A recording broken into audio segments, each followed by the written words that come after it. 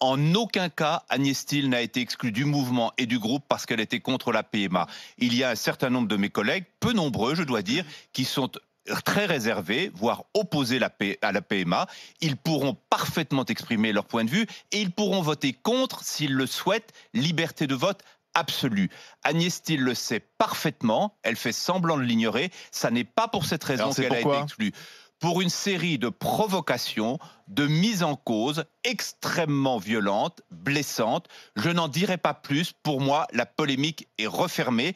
Ce qui est important, et là je le répète et je le redis, ça n'est pas pour son opposition à la PMA. Parce que c'est très grave quand même d'exclure, enfin c'est grave et surtout rare d'exclure quelqu'un de son mouvement. C'est forcément un échec, c'est pour ça que pendant des mois et des mois, j'ai essayé de la convaincre de revenir à des discours, à des comportements et à des attitudes plus respectueuses de notre vie collective et plus respectueuses des Français qui ne pensent pas comme elle ou qui ne vivent pas comme elle. Si nous voulons, ce qui est mon souhait le plus cher, rentrer dans ce débat sur la révision des lois bioéthiques et sur la PMA, dans un débat apaisé, respectueux, tolérant, il faut que tous les acteurs de ce débat et donc tous les députés de mon groupe partagent cet objectif. Ça n'était manifestement pas le sien, ça n'est manifestement pas celui d'un certain nombre de groupes qui la soutiennent, donc on en reste là. Barbara Lefebvre. Non, c'est étonnant, effectivement, il y a la liberté de vote au sein de la République En Marche, donc Madame Thiel pouvait voter non, mais elle n'avait pas le droit d'expliquer à l'opinion pourquoi elle votait non et pourquoi elle s'opposait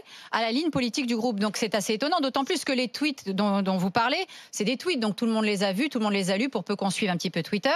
Il n'y a aucun de ces tweets qui aurait en justice condamné Madame Thiel. Donc dans ce cas-là, pourquoi est-ce que votre mouvement ne l'attaque pas en justice? Nous ne sommes pas en justice, nous sommes en politique, vous lui avez fait madame. un procès stalinien, en l'occurrence. Pas du tout. Elle a été investie, tout à fait légitimement, par le mouvement, ce qui supposait qu'elle en respecte les règles et les valeurs. C'était une erreur de casting. C'était une erreur de casting. À l'évidence. Ah, donc les valeurs, c'était voter forcément la PMA. Non, vous faites semblant de ne pas comprendre ce que j'ai dit 3 fois depuis le début.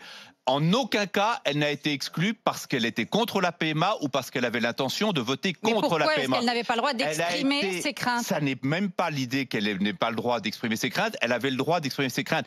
La manière dont elle l'a fait, avec des propos toujours pernicieux, tendancieux et à forte dimension homophobe, était pour nous contraire aux valeurs du mouvement. Dans ce cas-là, il fallait aller en justice. Or, en justice, vous savez qu'elle n'aurait pas été condamnée. Mais vous confondez tout, madame. Nous formons un mouvement politique qui est réuni autour d'un certain nombre d'engagements et de valeurs. Ces valeurs doivent être respectées. Et je vais vous dire une chose. On peut à un moment, une fois, commettre une erreur de langage, y compris sur un plateau de télévision, ça nous est tous arrivé. Mais à ce moment-là, on corrige. Et quand votre mouvement, les responsables de votre mouvement, avec bienveillance, vous expliquent « Agnès, ça ne peut plus durer comme ça, il faut que tu fasses attention à ton langage, il faut que tu fasses attention à respecter ceux qui ne pensent pas comme toi. Tu auras toujours le droit d'exprimer tes positions sur la PMA, mais fais-le dans le respect et la tolérance. » Et que constamment, nous rentrons dans des logiques de surenchère et de provocation, c'est bien le signe qu'à ce moment-là, il ne s'agit plus simplement d'erreur de langage ou d'écart de conduite, il s'agit d'un système.